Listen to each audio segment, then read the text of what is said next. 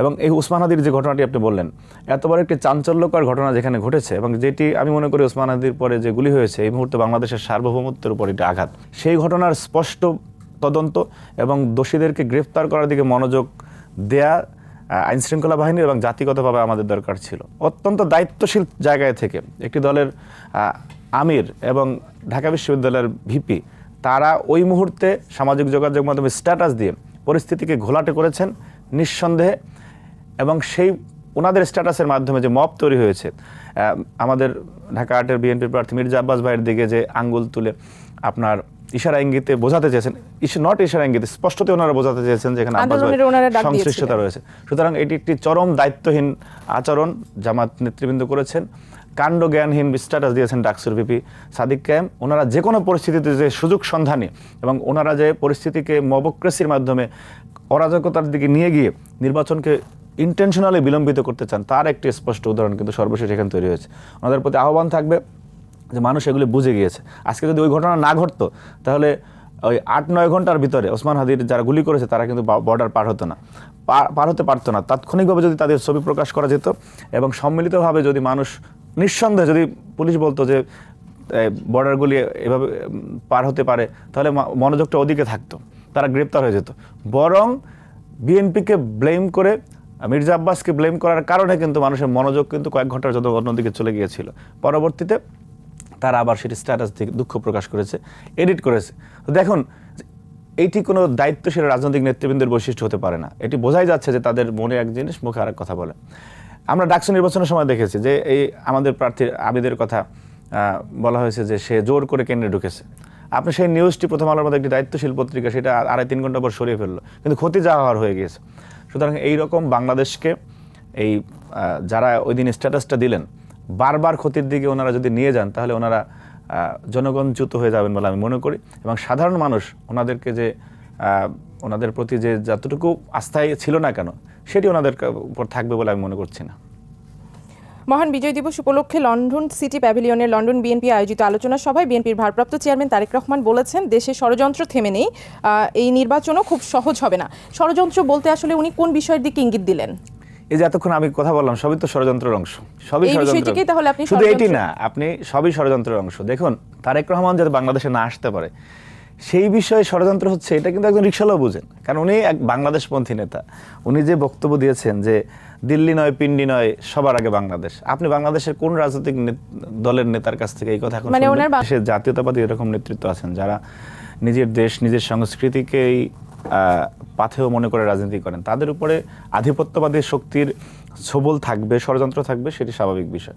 কিন্তু তারেক রহমানকে নিয়ে ষড়যন্ত্রটি অনেক বেশি, কারণ হচ্ছে আপনি দেখবেন যে দীর্ঘ 17 বছরে ফ্যাসিস্ট শাসনামলে ওনার ক্যারেক্টার অ্যাসাসিনেট করার জন্য আমরা কত গল্প শুনেছি, কত কথা, কত কাহিনী, কত কিচ্ছা শুনেছি যে এই হাওয়া ভবনে এই হয়েছে, আপনার এই দুর্নীতি সেই দুর্নীতি। দেখুন, রাষ্ট্রের সমস্ত স্টেক ছিল হাসিনার কাছে, সমস্ত আইন শৃঙ্খলা বাহিনী বলেন, জুডিশিয়ারি বলেন, সব কিছু থাকার পরেও তারেক রহমানকে নিয়ে এক পয়সার কোনো দুর্নীতির কিন্তু প্রমাণ হাসিনার আমলে করতে পারে না। বরং একজন বিচারক নিম্ন আদালতে 2013 সালের নভেম্বরে যতটুকু মনে পড়ে আমার, জনাব মোতাহার হোসেন, উনি এই হাসিনার সাজানো মিথ্যা মামলায় তারেক রহমানকে বেকসুর খালাস দেওয়ার কারণে সেই বিচারককে দেশত্যাগ করা লেগেছে হাসিনার রোশানালে পড়ে।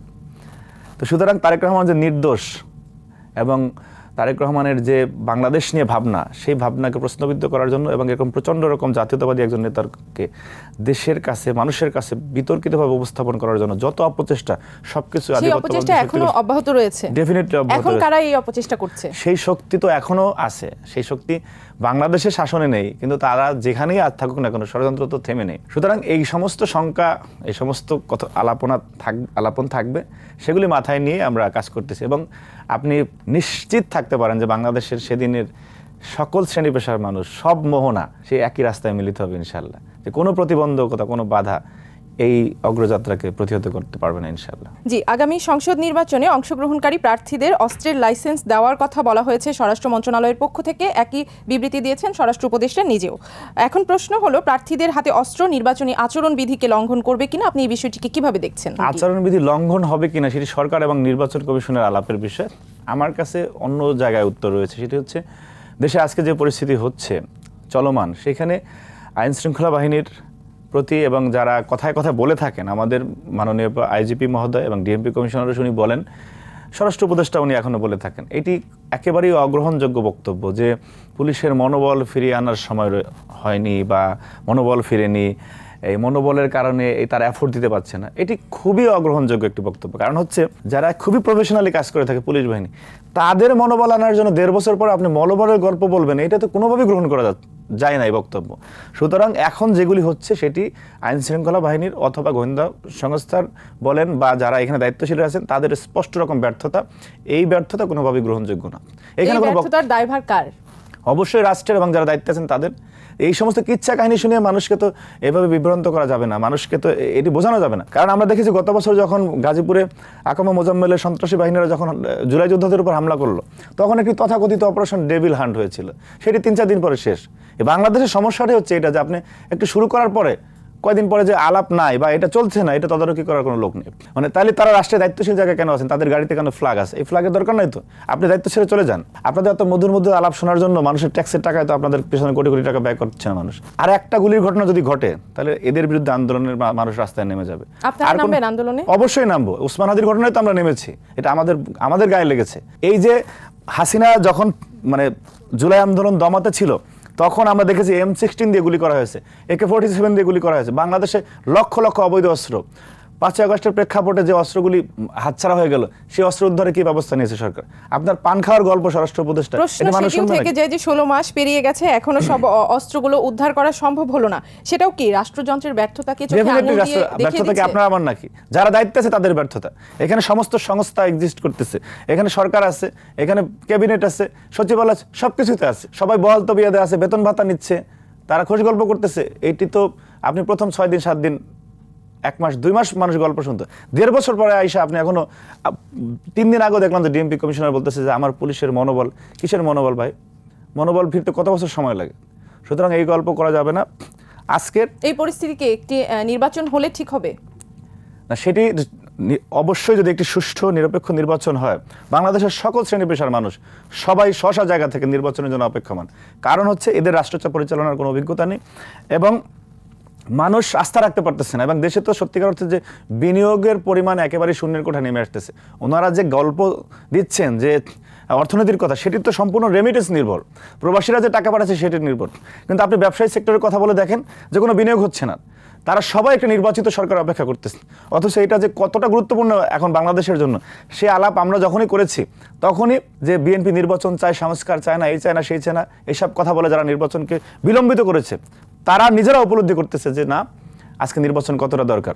সুতরাং নির্বাচনের পথে আর কেউ বাধা দেবে বলে আমি মনে করছি না। এই যে যারা প্রথম বলেছে যে স্থানীয় সরকার ছাড়া দেশে নির্বাচন হতে দেবে না, তারপরে গণভোট, একটি সঠিক সময়ে সুষ্ঠু গ্রহণযোগ্য নির্বাচন হোক, সেটি আমাদেরও প্রত্যাশা থাকবে। আজকে একেবারেই সময় দিতে পারছি না। আমাদের অনেক সিনিয়র নেতা, আমাদের অনেক সহযোদ্ধা, আমাদের বন্ধু বান্ধব, আমাদের সহপাঠী অনেকেই অনেক সময় আমাদেরকে বলতো যে কিছু হবে না, এই জীবন, এই ঝুঁকির জীবন কেন নিয়েছো? এটি কোনো রাজনৈতিক কারণে বলতেছি না। আমরা অনেক সময় আমার জানি না আমার কথা সিনিয়র নেতৃবৃন্দকেও শুনলে মন খারাপ করবেন কিনা, আমাদের অনেক সিনিয়র নেতৃবৃন্দ অনেক সময় বলতেন যে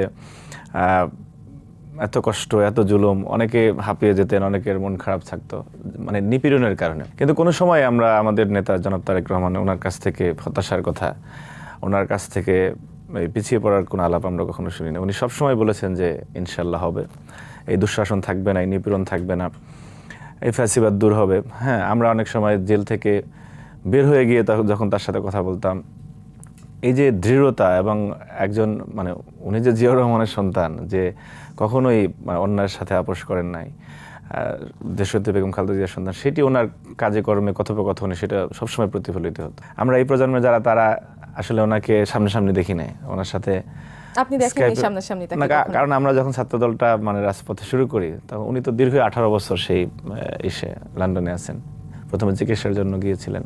একজন ব্যক্তিকে না দেখে তার আদর্শে, তার রাজনীতিতে গেলেন না। দেখুন, সেই অনুপ্রেরণাটা কোথায় থেকে পেলেন? না, অনুপ্রেরণার তো ওনারও দুইজন মানে উত্তর পূর্বসূরি আছেন আর কি। আপনি শহীদ রাষ্ট্রপতি জিয়াউর রহমানের যে দেশপ্রেম, উনি এই দেশকে যেভাবে ধারণ করেছেন, যারা শহীদ রাষ্ট্রপতি জিয়াউর রহমানের সমালোচক, প্রত্যেক ব্যক্তিরই সমালোচনা করার লোক থাকবে এবং এটা থাকাই স্বাভাবিক। এই ইতিহাসের সর্বশ্রেষ্ঠ মহামানব হযরত মুহাম্মদ সাল্লাল্লাহু আলাইহি ওয়াসাল্লাম তারও সমালোচক ছিল, কিন্তু জিয়াউর রহমান যে দেশপ্রেমিক ছিলেন এটা কিন্তু তার সমালোচকরাও বিশ্বাস করেন।